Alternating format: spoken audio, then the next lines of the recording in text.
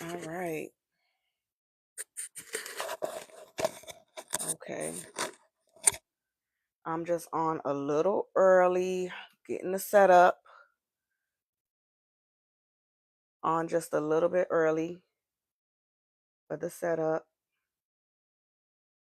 Welcome to the live. Are you joining class? Class is going to start promptly at 6:05. So we have just a few minutes. Wanted to be on. So if anybody had any questions, you can ask them now in the chat. If you're joining Racial Disparities in Healthcare with Dr. Appleton, type RD in the comments or drop a purple heart. RD in the comments or drop a purple heart. So come on in. Welcome to class. Welcome. It's week 4 of racial disparities in healthcare. I'm excited that you are here. Y'all are joining. I'm going to try to compose myself, but I'm going to give a few moments to answer any questions that may be pressing before we get into the topic at hand. So welcome, welcome, welcome. I got my notes up. I got my PowerPoint. I am ready to rock and roll. So if you are joining Racial Disparities in Healthcare, tap the screen as you come in, give us some likes, drop a purple heart, or type RD for racial disparities. Racial disparities. I also have a video that I want to share, which it should be in my repost, and y'all can watch it after the fact. After class. Welcome, welcome. Welcome to class. Welcome. Thank you for joining. Welcome to class. Thank you for joining. Class starts promptly at 6:05. I'm giving it a few more moments. I'm waiting on quite a few people registered for the course. So let's see. Yeah, it is in my repost, the video that I want to share with y'all. So I haven't been reposting anything just to make sure that the video that I wanted to discuss for the sake of class today is active. Can y'all hear me? If you can hear me, just say, oh yeah. Making sure y'all can hear me. Because I don't see any notifications coming through. So can you hear me? Let me know. Jojo, welcome. Let me know. Y'all are here for class. Racial Disparities in Healthcare with Dr. Appleton. We meet every Thursday at 6 p.m. Eastern Standard Time. Welcome, welcome. We meet every Thursday at 6 p.m. Eastern Standard Time for class, as well as the recap can be found on YouTube. So the link is in the bio for that. Make sure you click the link and check out the last 3 weeks. This is week 4 of our 12-week course. Now, some of you have registered. Your registration is an indicator that you plan to join the cohort that will get the professional development certificate as well as the letter of completion. So after March 10th, we will, those who have registered that cohort, we will actually be meeting in a different modality. Because again, it's a course that I started to do here on TikTok. It's fun. I'm having a good time, but I want to give more to those who have put in to the professional development. So look out for the details for that. All right. We have a few more minutes before we get started. If there are any questions, please leave them here in the chat and they will be answered once class is done. And remember, this recap does go to YouTube. So if you don't get your question answered and you have to get off the live for whatever reason, you can always watch the recap over on YouTube. So if y'all see me looking off to the side, that's because I have my laptop here. As we get ready to hop into class. We have 2 more minutes. If there's any questions, those of you that are on, thank you for the likes. Come in, like the live, let me know that you can hear me. Testing, 1, 2. I got my mic on. Hopefully I'm loud and clear, as well as just drop us a purple heart. Let us know you're in. Type RD if you are in racial disparities in healthcare. Thank you for putting the recap on YouTube. It has been helpful. You're welcome, Dine. Thank you. Thank you for joining the class. Just JoJo, thank you. I thank y'all for joining. Honestly, I'm just operating in my passion as a professor who is in between contracts. I genuinely hope that it translates that I just really like to teach and I'm passionate about what I do. I took someone's advice. They told me I'm in my office today. So I took the advice. I put my books in the background here. This one is not my book, but this is a book that we use in the course quite frequently. This is Nevertheless She Breastfed. So if you want to support the efforts of this live, definitely check out and purchase that book that is published by me, as well as I did publish a meal planning guide as well. And it's really 5 easy steps to meal planning, but it dives into not necessarily what to meal plan, but how to go about meal planning. And it was a book that was published in the event to serve the underserved. Um, yes, Rashonda, I've been looking at the jobs in Chicago. I've been checking. So we about to get started in a little bit. We got 2 more minutes. If there's any other questions, I will feel free to ask them. And if time permits, before class starts, I'll answer them. If not, I will answer them after class. Um, but I'm really excited about class today. So excited that I got notes. I have this and I have a PowerPoint. So for those of you who are new here and this is your first time in the course, I'm Dr. Appleton. I'm teaching racial disparities in healthcare. So far, we've identified we introduced racial disparities. Thank you for joining. I need some water. We've introduced what racial disparities even are. We've talked about, yes, please. We've talked about what racial disparities are. We've looked into implicit bias and racial disparities. We have also um, we have also made it a point to identify what those definitions are: a racial disparity and a health and an implicit bias. And then last week we looked at the social determinants of health. So looking at the social determinants of health and access to care. And so with the discussion, you can find the discussion also on YouTube. It is in the form of a YouTube short. The discussion for this evening's lecture will be on YouTube by 7 o'clock. The recap, I try to get it there shortly after class is done. Depends on how long it takes it to download. So it's 6:05. Let's get into it. Boom. So this week we are going to get into the nitty and the gritty. This course might have today's class might have a little shock value to it. That shock value is statistics. I think we can talk about the theories, we can talk about the ideology, we can talk about the lessons, but if we don't have numbers, we don't have nothing, right? If we can't see the numbers, we cannot identify with what is going on. So first things first, I want to start with um when class is done, if you go to the repost, I haven't reposted a video in a while because if you go to my repost, there's a video where a young lady, she is probably looking at an implicit bias that is increasing her ability to get good quality care. As we talked about last week when we look at social determinants of health. I'm pretty sure many of you have seen it because it does have a lot of views and likes at this point. Is she went to the dentist, they didn't give her pain medicine. It's an implicit bias because the whole idea is that they believe that Black people can take more pain than non-Black people. So that's just a fact on that.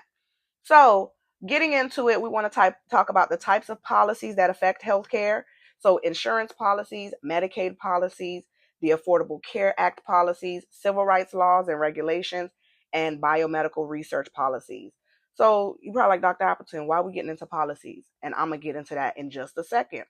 So, when we look at the different types of positive effects of policy on minority health, the reason why I'm transitioning this conversation into a space that is minority health, because we're going to look at a lot of statistics. Remember, last week we talked about racial disparities. We talked about access to care and social determinants of health. So, where you live, your amount of education, your employment status, your ability to get groceries, your ability to live in a safe neighborhood, your ability to not be a victim to violence. Those are things that are social determinants of health. What is keeping you from getting health care, right? What is keeping you from getting access to care? Maybe it's lack of transportation, lack of medical coverage. and different things like that. So first we have the Affordable Care Act. If you don't know what it is, a simple Google search, because there's a lot for me to cover. So what I'll try to do is condense it. So we have the Affordable Care Act, the Patient Protection and Affordable Care Act, Medicare, and the Civil Rights Act of 1964. Thank you. Um, Getting into negative effects. What are some of the negative effects of policy on healthcare, and how does that affect the different races, more specifically Black people, but minorities? The reduction in Medicaid coverage. Now, consider this. This is a PowerPoint that I made a while ago when I would teach this class, probably like 3 semesters ago. If I had to redo it now with all of the new policies and all of the new things that are coming into play, remember, we just got a new administration. Things are changing every day. So the technology of what is happening currently in our administration, we can't necessarily gauge what long-term effects that is going to have. Just like last week when I introduced you to the website of Healthy People 2030 is saying, hey, these are the health achievements that we want to reach by 2030. Same thing with the the SDGs, right? They want to reach through the United Nations, they want to reach health for all, clean water for all. They want to reach all of those things by 2030. So reduction of Medicaid coverage, discriminatory policies against undocumented immigrants, and inadequate representation of minorities in clinical trials. That is a big one that I want to harp on for a little bit. So, y'all remember a few classes ago, we talked about how, if you have a certain BMI, and they might say, well, you're overweight, you're obese, you're this. Those BMIs back then only took into account white men. So that is how we see a racial disparity show up when your doctor might say, hey, you are overweight, but you work out and you weigh 180 and you're 5'7", right? Who are they taking into account with these heights and weights to determine your BMI? Who are they taking into account when they determine that you have low iron or low B12 or low vitamin C? It's not people that look like me, because a literal research hematologist at a major clinic actually told me, he said, you having low white blood count is actually your normal, because when they did run those numbers, he's like, it's antiquated. They don't take into account Black women. Those research numbers are done on white men from the past, right? From of old. So when we look at the different, y'all will get in the YouTube also a link that is an article that I want you to look over and read over for the purpose of this course discussion, which will make sense shortly. So when I look at, let me go to my course notes. Let me go to my course notes. When we look at the impact of structural racism, because there's a structure to this thing. When we look at the impact of structural racism was one of the definitions that was in week 2. If you do the green screen and you pause it and you screenshot it, week 2 has the list of definitions that we went over. It might be week 2, might be week 3. I don't remember. No, it's definitely week 2. Sorry. So structural racism refers to the way in which policies and institutions perpetuate racial disparities, and plays a significant role in the health outcomes experienced by minority groups. So when we look at, again, inclusivity, when we talk about, we need more Black dermatologists, we need more Black dentists, we need more Black doctors. Professor Camille is on the live. Y'all, every Tuesday, she teaches a class on American Sign Language and Black American Sign Language. So definitely check her out. I believe her class is every Tuesday from 2 to 3. So right here on TikTok Live as well. So you want to consider what this the impacts of structural racism, and I gave you that definition. So going back into what we're going to do tonight in this course is look at the numbers as it relates to that structure. right? Who's most impacted? Who's having the burden of not getting the health and the help that they need? So tonight's class essentially is one of where we will be discovering what the statistics say about racial disparities, right? What does the statistics say about racial disparities? Because again, as a doctor of health science, globe study with a concentration in global health, getting to the nitty gritty of the research, you have to have the numbers. So there's an article I shared with y'all last week. Some different platforms that if you want to stay current and relevant in what is going on as it relates to health science and research and racial disparities, these are the people that you can trust. Okay, they're not letting anybody just get published in here. My goal is to get published with them as well. KFF.org. On KFF.org, they have an article which I will share with you. It will be in the recap of the YouTube live. But they have an article called Key Data on Health and Healthcare by Race and Ethnicity. Now, this was published just as early, and I say as early as June 11th, 2024. Why is that significant? Because when we look at racial disparities in healthcare, a lot of the data, a lot of the data, a lot of the statistics is not as current as 2024. As a matter of fact, it's just as current as maybe 2021, maybe even 2022. Right? So they're pretty much, in summary, I'll give you a quick summary. Just the first line alone of the article pretty much talks about racial and ethnic disparities in health and healthcare remain a persistent challenge in the United States. Why is that? Why is it a persistent challenge in the United States? Notice they're not talking about anywhere else. They're talking about it being a persistent challenge in the United States. Hence why when I did my master's and I was learning all of this about the United States, I took that as an opportunity to learn about health on a global level. Because you would find that health on a global level, other places, other countries, they don't have some of the same disparities. Their disparities are due to lack of resources and different things like that. A lot of it is not even racial or cultural. But the United States being a place of a melting pot of all these different nationalities, why are we the ones that are faced with the persistent challenge of in the United States of it being a racial and cultural disparity? Right? So they did some surveys, they did some good things, but here's one of the key takeaways. Blacks and Hispanics and American Indians and Alaskan Natives people fare worse than whites across the majority of examined measures of health and healthcare and social determinants of health. Why is that? Right?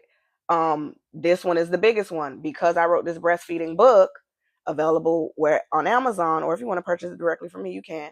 But black for black people, 10 per 1,000 infants were at least 2 times likely to die than white infants. For white infants, it's 4.5 per thousand births, and that's as of 2022.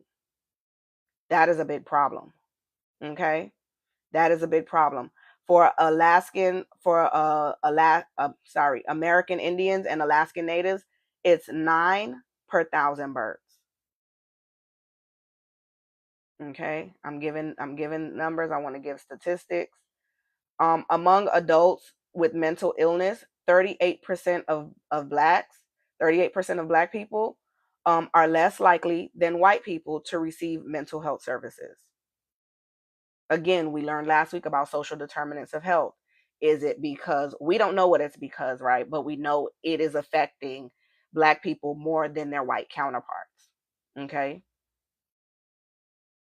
We could have a whole list of why, hence why I have the notes here. So in my notes, I decided to Google because I was like, let me just Google this. Let me see how current Google is. Because if I'm being honest with you, a lot of the articles that I have, I've downloaded them because throughout my doctoral research, you had to download the articles because there was a time where articles were getting pulled from the resources, if you know what I'm talking about. If you've done recent research like your master's or your doctorate or even your bachelor's and you're doing like sociology, health science, any type of public health research, articles are being pulled from the archives.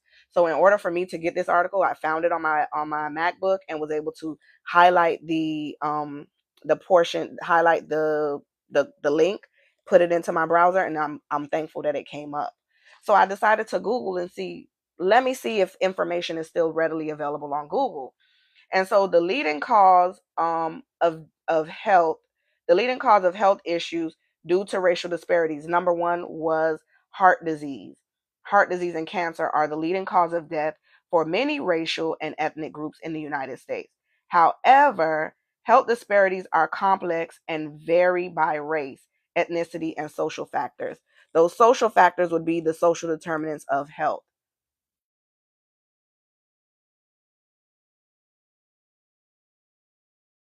Oh, she said try perplexity instead of research.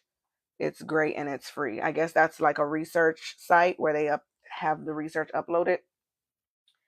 Um, but when we look at the social determinants of health, of course, this is why last week's discussion was, if we don't include race, everybody is subject to a social determinant of health. Anybody could lose their job today and be homeless, or be at a loss of housing, or don't have a vehicle, or don't have, no matter your race, you are subject to having issues that creates a social determinant of health, whether it be housing, whether it be a language barrier, whether it be education, whether it be having too many children, whether it be getting married and getting divorced, whether it be adopting a child. Something, a life change, is essentially a social determinant of health. So then the leading cause of death is heart disease, and it's the leading cause of death in African Americans. Oh, it's an AI research engine and picks articles Google overlooks. Oh, that's cool. So African Americans have a higher rate of death in heart disease than whites. I'm gonna tell you why. I can tell you why because I've actually done the research, and you can do the research too.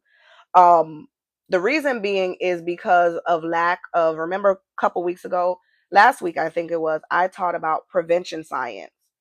And so prevention science teaches us that if people, prevention medicine, prevention medicine teaches us that if people can get access to care, which means general care, going to their primary care doctor, seeing their doctor at least twice a month. I'm sorry, twice a year, twice a month. Boy, insurances ain't paying for that. But if they could see the doctor twice a year, right, every 6 months, if they're able to get the help that they need, then we can find a lot of these complications brought on by heart disease early. Somebody said yes. Research shows that African Americans have a higher rate, period, when it comes to heart disease. That's period. Okay. Um, then cancer. Cancer, African Americans have a higher incidence of mortality rates from many cancers, including breast, lung, and prostate cancer.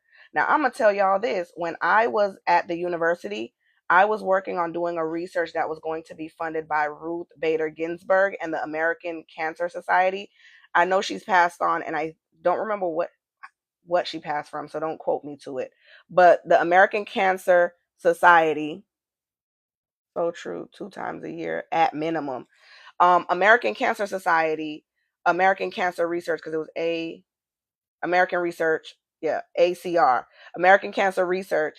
They had a grant that was going to be funded in the name of Ruth Bader Ginsburg, and they wanted to get Black women to do research. I was going to do the research with a chemist and a biologist, and I was going to handle the health science portion. The health science portion for me was to show that in the state of Florida that there is a high incidence of prostate cancer and not enough specialists and doctors who are able to catch it. The chemist and the biologist, they were going to show that there's actually some markers within black people that make them more susceptible to certain cancers. They didn't accept our research, y'all, when we wrote our letter of intent, but we're gonna circle back to that. Stroke. African American men are twice as likely as whites to die prematurely from stroke. I think that statistic pretty much is a self-explanatory one, in the sense of, if you want the exact numbers, I could always write something up and add it to the notes for the exact numbers. But I just wanted to put out there to show that there is this disparity, and it is published that there is this disparity. not necessarily get so deep into the numbers, because we know a lot of the numbers are from 2022 and not as current. If you want numbers for 2024, we probably not gonna get those numbers. Ain't no telling. We under a new administration, but the reality is we probably not gonna get those numbers till 2027, 2028, because it requires time, it requires research. It's a lot that goes into that. Then we have the underlying factors. What are the underlying factors? Things we've discussed before. Excuse me, y'all. Y'all know I'm still getting over this cold.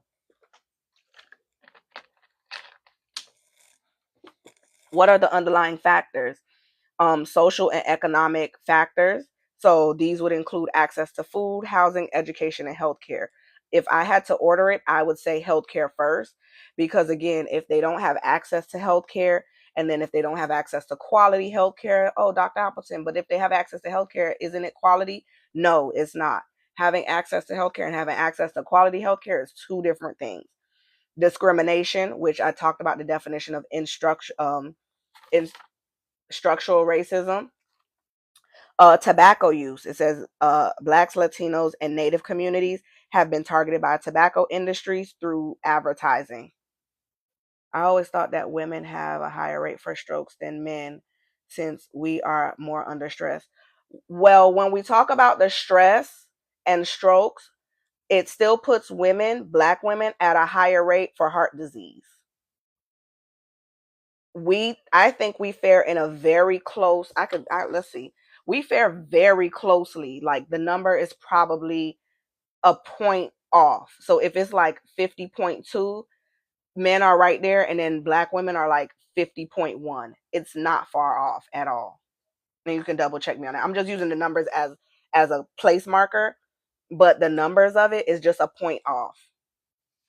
So men are number one on that. And the reason why black men are number one on that, because they're not getting they're not going to the doctor. And that's a social determinants of health. That's a socioeconomic status problem, right? Then we have food insecurity. Blacks and Latinos populations have a higher rate of food insecurity than the national average. The national average, okay? And then, of course, my favorite topic to talk about, y'all know, is going to be the prenatal part of it. Um, Black women have a higher rate of preterm births, low birth weights, or births where they received late or no prenatal care. Now, coming from me, my mom had me at 16. My mom told me, she was like, look at you teaching about health stuff. She was there because I had to defend my dissertation virtually, and she was here when I defended it. And she was crying, and when we were done, I was like, why are you crying? And she was like, because you're doing all this work about women and breastfeeding and prenatal care and women dying during prenatal, and I never got prenatal care with you, and look at you now, this is what your work. And I was like, oh, well, it happens, right? So, and that was a social determinant of health. I told y'all I've identified with the fact that I have had a moments where I could be in a situation of high determinants of health, being born to a mother that was a teen. She was a child. So, what I was talking about earlier when I was telling you about the data gaps largely prevent the ability to identify and understand health disparities for people. There's a big data gap. Why is there a data gap? Because we have things like racism. We have things like high social determinants of health. We have things like um oh, we she said that makes me cry too. That's powerful. We have things like high social determinants of health. We have this high healthcare disparities, right? We have disparities in general. And this data highlights the importance of the continued efforts. So what are the continued efforts? This what I'm doing with y'all. You all that are taking notes, that are listening, that are trying to figure out, how can I make an impact in this? Maybe you're doing your master's in public health. Create some sort of program. I know I have. In my master's program, I created a program to talk to healthcare professionals about how they communicate with breastfeeding mothers. Why is that important? It's important to bridge that gap so we don't discourage mothers from breastfeeding, and we want them to create a space where they can breastfeed prolong, right? So that the children can get everything that they need.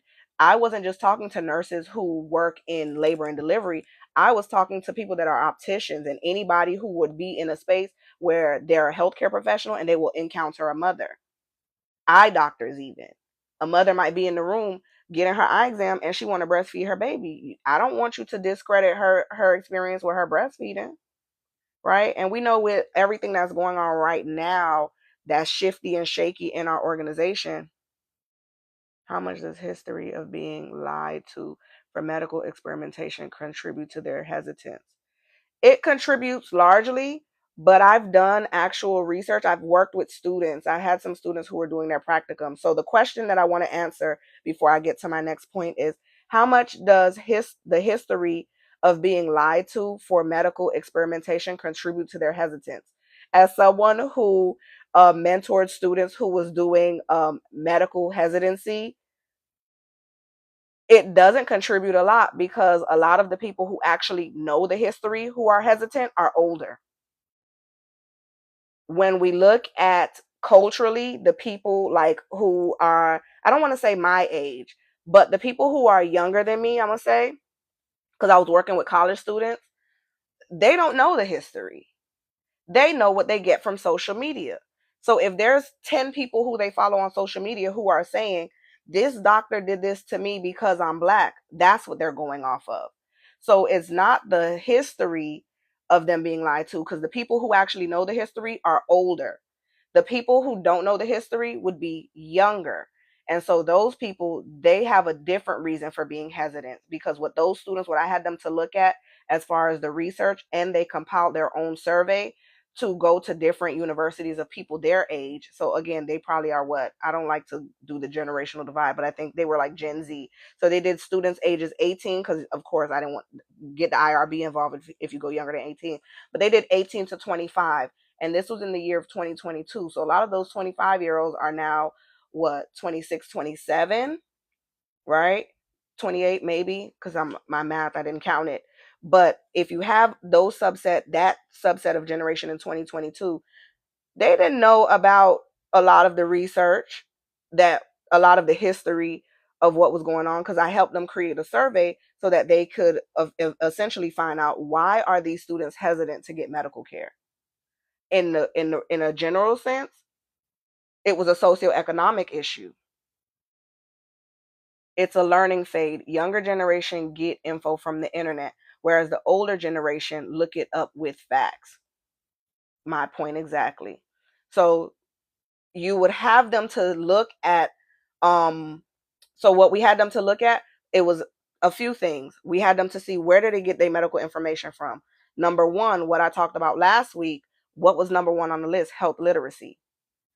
They didn't know a lot of what health things could happen to them if they're not going to the doctor regularly. That's number one. Number two, where they were getting their information was not historical data. They're not looking to the past to get their information to know if they should go to the doctor or not. And number three, it was definitely socioeconomic. So if you had a student who's coming from a family background where they were on Medicaid and now they're in college, if you know anything about being in college, you can't get Medicaid when you're in college. Yeah, you can't do anything. I learned about. I'm assuming you put it in short terms. I think you say I learned about Henrietta Lacks years later, and I'm more upset that they didn't tell us this in school. Right. So we compiled a list of some historical things when we had them to do the survey, and the surveys were anonymous. 100% of the 500 students that they surveyed, none of them knew about any of the historical data.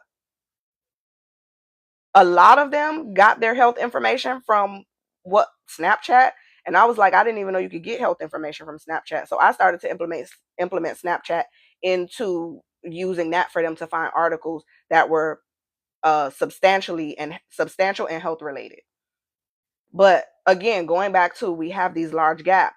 So these large gaps are because of the lack of research. So how can you add to that? Just like how I add to it. I'm doing this.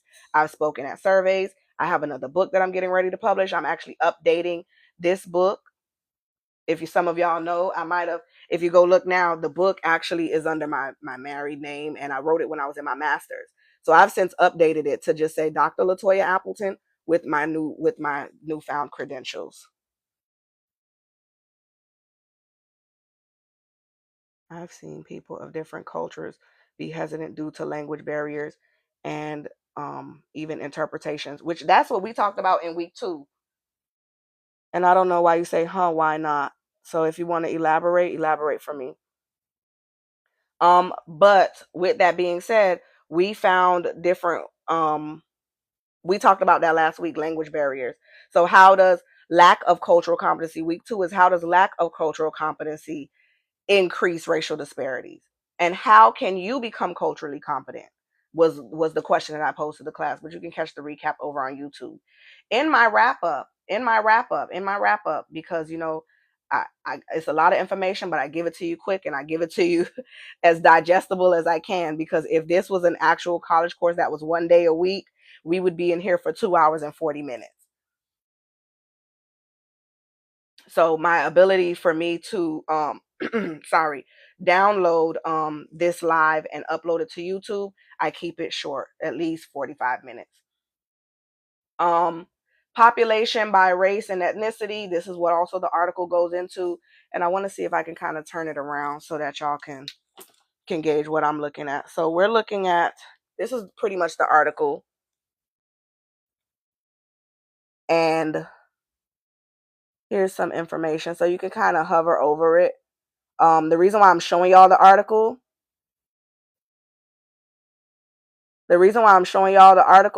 is because of the oh, I get your question. Your question is, oh, I'm getting Medicaid while I'm in college. So what happens is when they're an undergrad and they don't live in the actual home, that's just specific to my state. I don't know. When the students live here on campus, they're not able to get Medicaid. And I don't know if it's a school thing, but they typically have to take the school insurance, which the school that I was at would tack it onto um their tuition. Great discussion. I'm a nurse with a passion for this, and I've published a woman's wellness book. We need to collaborate. I want to share me the deets for the book and inbox me the details for the book. But yeah, also when I was in college here, I wasn't able to get Medicaid. I'm in Florida. The rules could be different based on where you are. Because again, in order for you to get Medicaid, you have to actually be a part in the household. Also, I'm in an area where my signal is breaking up, so I'm catching things here and there. Oh, okay, no problem. You'll just catch the recap. But yeah, so the reason why I'm showing y'all the article, because I actually today's discussion is going to require y'all to read the article, peruse it, if you will, look at the statistics, identify with certain things, identify where the divide is, where the cultural disparity is, and what's going on.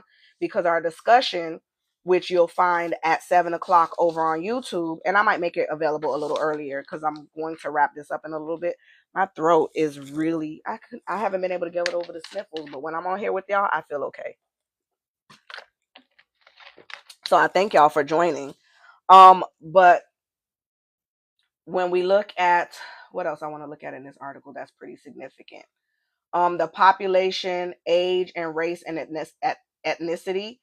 Again, they've looked at it since 2022. It has not been updated, and this article was published in 2024.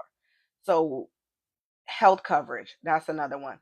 So despite the gaps in health coverage across racial and ethnic groups over time, non-elderly American Indians and Alaskan Natives, Hispanic, Black people remain more likely to be uninsured compared to their white counterparts. That is a part of social determinants of health.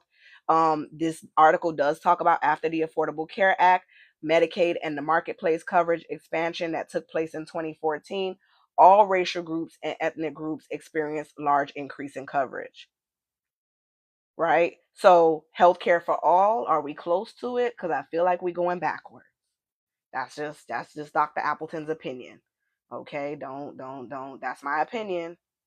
Look like we're going backwards because we've made significant progress. We were making significant progress.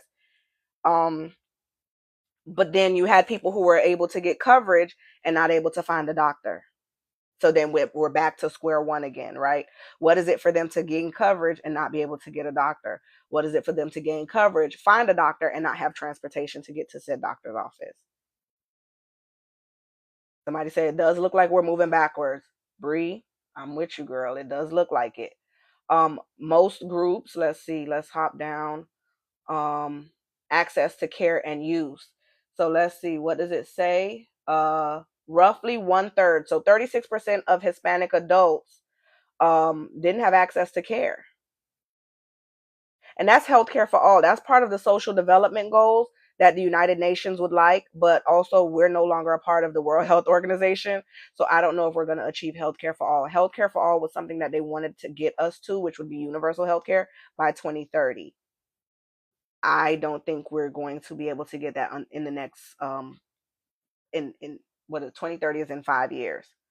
So I'll never forget when I used to be looking at the statistics for healthy people, and it was like healthy people 2020, healthy people 2020, and healthy people literally became not healthy people in 2020.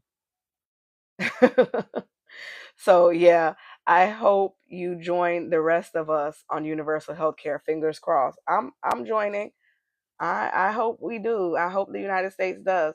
Again, this article will be linked in the description of the YouTube. It is on KFF. If you want to get a head start on it, it is KF as in Frank, F as in Frank.org. So KFF.org. This is the name of the article that I will share with you. You can just roughly Google it.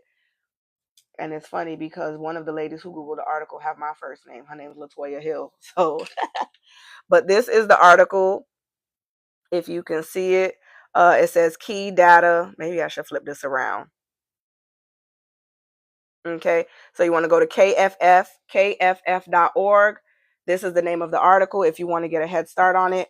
And the discussion is pretty much me asking you all to review some of the statistics that I presented in this lecture, as well as you can find statistics on your own. And I want us to open up a discussion about how socioeconomic and race intersect and affects the access to care, the access and quality to care.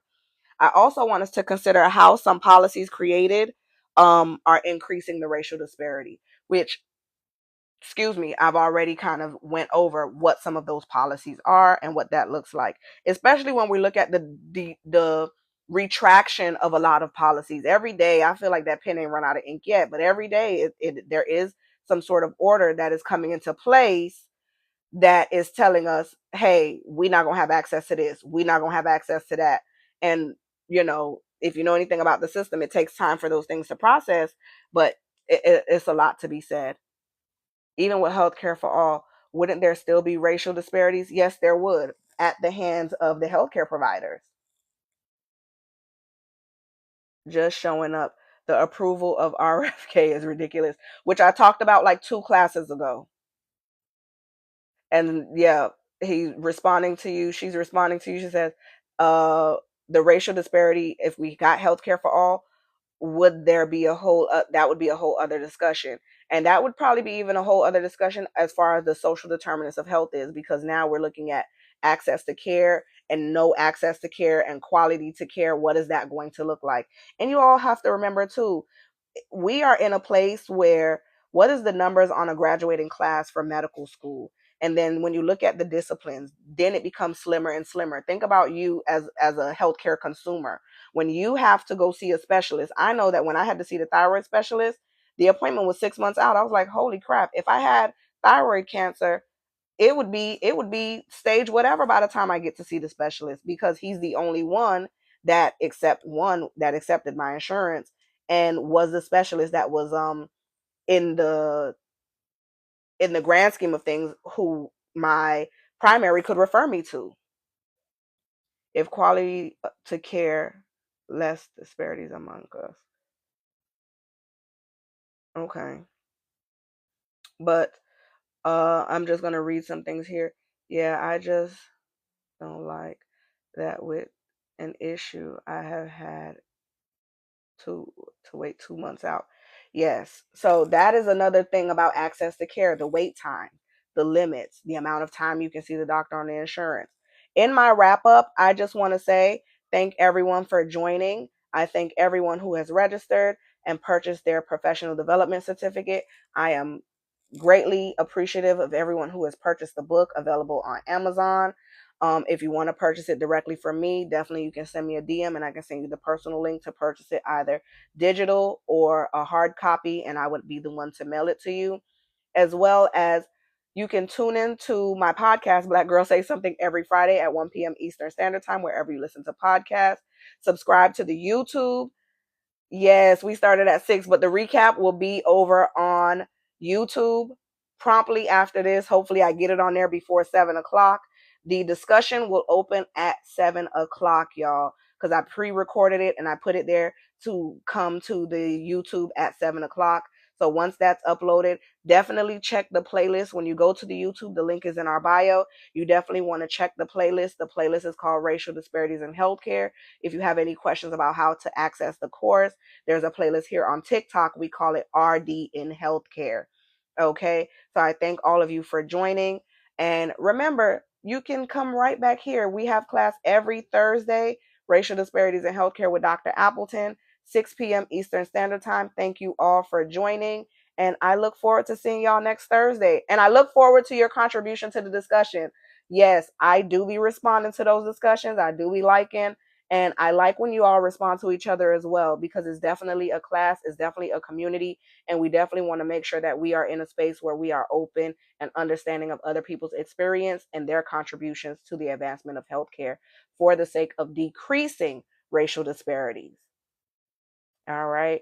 So we have a minute. I'm going to let some more. You know, if you register for the course, if you go to the link in my bio and you click, I created a live course. So if you click the live, you actually can add it to your calendar. So if you go to the class and you click, you see the live right here. Oh, if you click the live right there, it comes up and you can actually register and add it to your calendar. Yeah. You register and you can add it to your calendar, and it actually says register as a guest or a viewer. You register as a viewer and you can add it to your calendar. So it's asking if I want to stay up to date to add it to my calendar. What else? Oh, there's a video on you gotta share that with the other teachers. Also, if you want to see the video, there's a video in my repost of a young lady talking about how the color of her skin shouldn't determine the type of care she received. Very, very sad story. But definitely go show her some support, give her some words of wisdom and kindness. And remember to be kind, and always, for the advancement of healthcare, check your implicit bias and don't add to the racial disparities, because we want to decrease that. You are the reason I started following the other courses. Hope to get that link. Yes, so y'all take care. Until next time. I got to download this and add it to YouTube.